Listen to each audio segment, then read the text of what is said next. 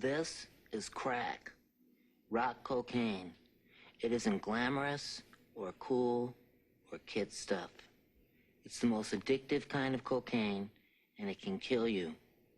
What's really bad is nobody knows how much it takes. So every time you use it, you risk dying. It isn't worth it. Look, everybody wants to be cool, but doing it with crack isn't just wrong. It could be dead wrong.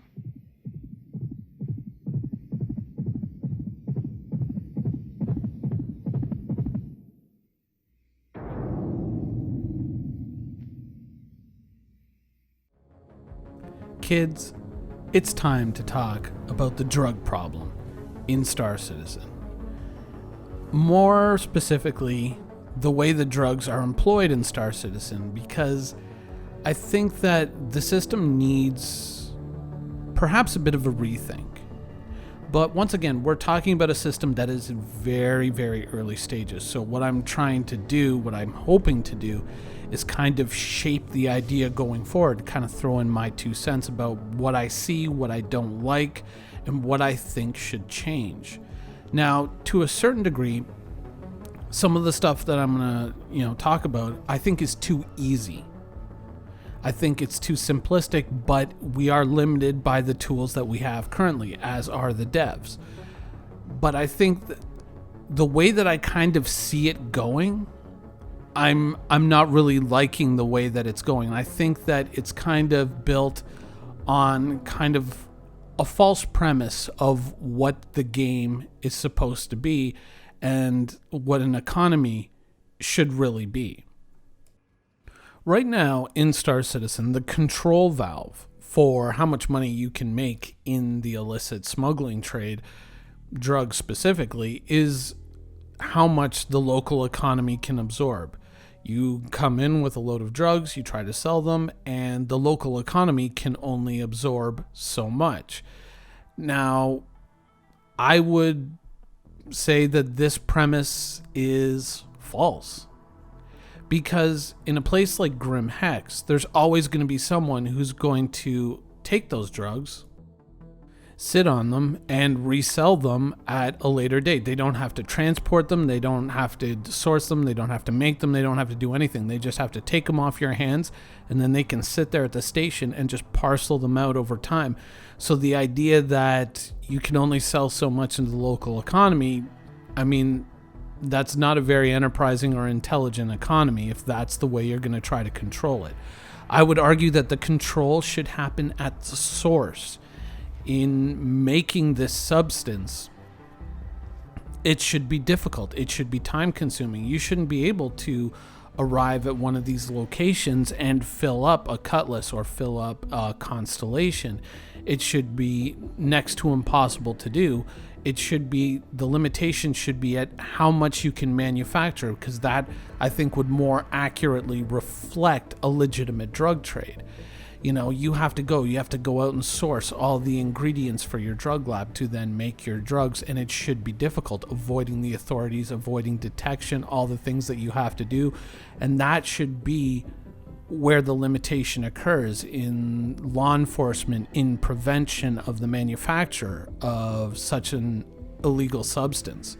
That should be where the stopgap comes in, and the availability, the difficulty of obtaining them should reflect their end value, and that there should always be a demand. It's just there's not enough supply to meet the demand, and that's why you get the huge price differential that you do. If there wasn't really all that much demand for the drugs, then it would be it wouldn't be profitable. It wouldn't be interesting. Now, if you can pair this up with doing something else, say doing a mission at the local drug lab, and then you can kind of double dip, then that's a good idea, and that kind of rewards someone who takes those risks, who engages in that criminal enterprise and risks, getting wanted status, crime stat.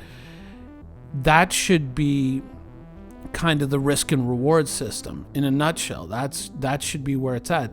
The idea that you get to Grim Hex and everyone's like, well, I don't want to buy that. That, I think, is, it's it's the right idea, but it's implemented at the wrong point in the supply and demand chain, in that whole process from a manufactured substance to end user. The fact that it comes in where nobody wants to buy it, I think is kind of, it's not really reflective of a realistic economy. It should come in the supply, in how difficult it is to obtain. When you think about a ship like the Star Runner, right? And they were talking about the smuggling holds that were hidden in the vent. To me, that kind of told me that with Star Citizen, they're going not so much for, say, loading up a caterpillar full of space weed, but they're talking about smuggling in a few highly valuable packages that would be worth your while, but you wouldn't be able to get a lot of them. It would be something that is compact, something that is not easy to obtain, at least in the beginning levels of Star Citizen as, a living, breathing universe. And so it would be a great way to add value to certain cargo runs, but it would also be extremely risky for you from a legal standpoint, and I think that would more accurately reflect kind of like a real world drug trade. I think that, of course, developers are limited by the tools that they have access to, by the systems that are in place within the game. But I think that if they put the limitation at the supply, if they made it so that, yes, at some point you are going to get drug labs and you are going to be able to, sell drugs, but by that point we're also going to have a massive suite of law enforcement tools to really kind of put a limitation on that. Something that isn't,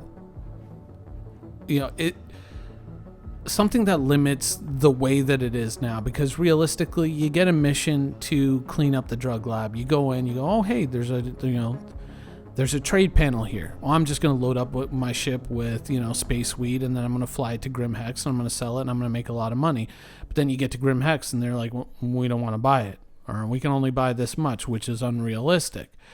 I think that once we have the full suite of tools in place, we should be able to load up that ship and go, but we also have to, we have to avoid the authorities. We might have to do things like duplicating our ship signature, or, making our ship appear to be another ship, so that if we get caught and we have to run through a blockade, they're going to be looking for the wrong ship, things like that. The Star Runner has those electronic tools for things like that. Once it's in the game, it should reflect that. But for right now, I think the limitation should be on how much you can buy at the actual location, not how much, the customer is willing to take off your hands at the end of the day.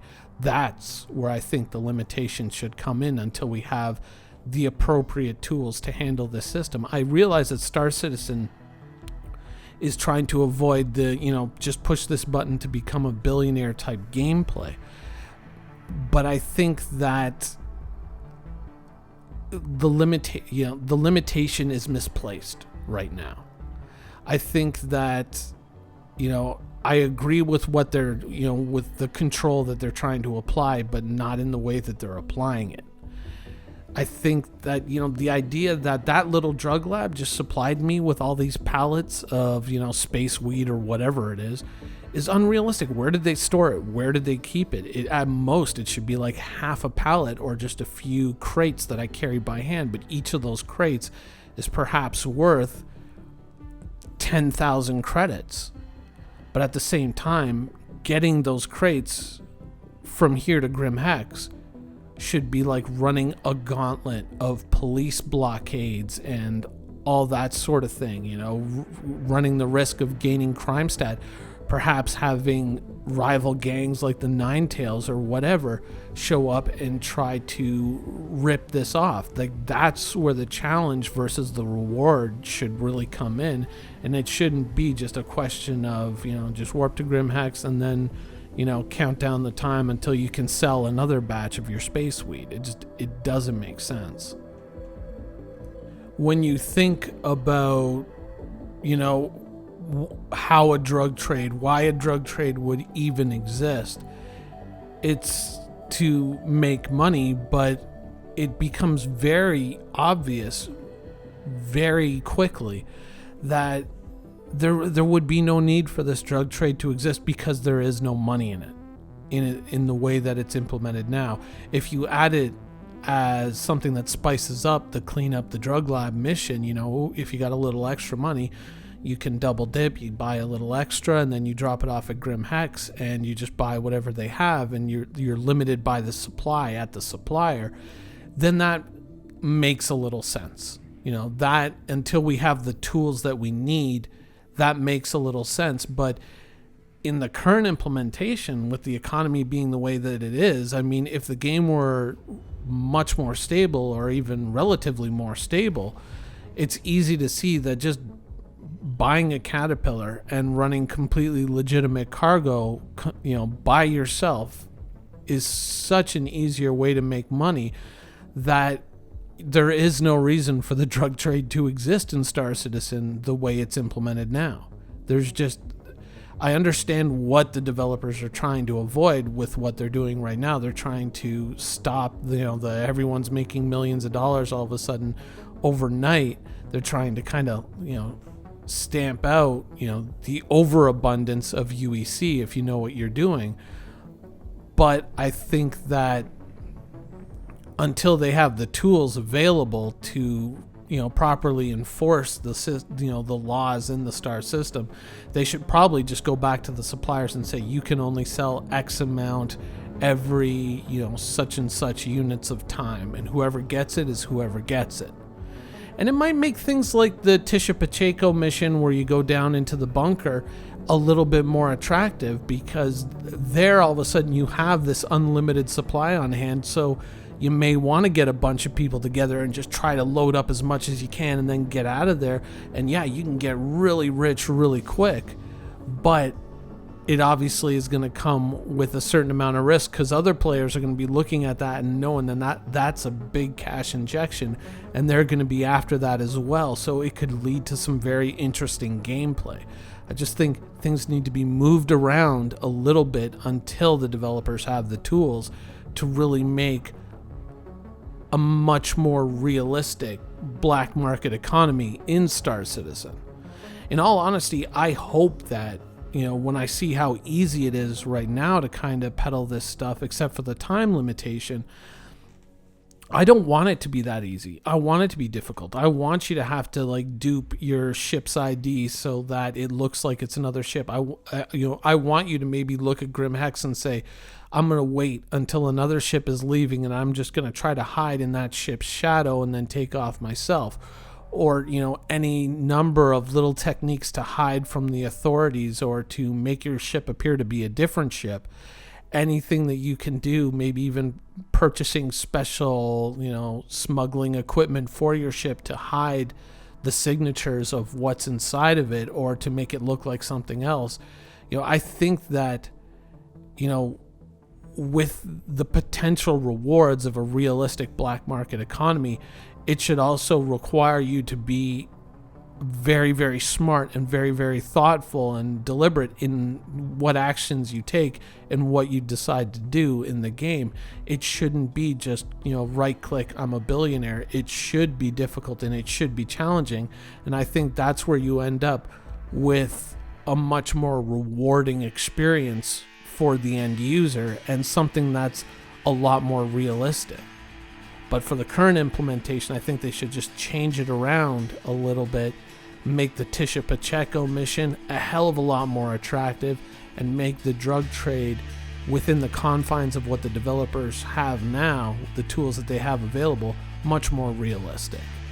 Anyways, that's the show for today. I hope you guys enjoyed it, and thanks for watching.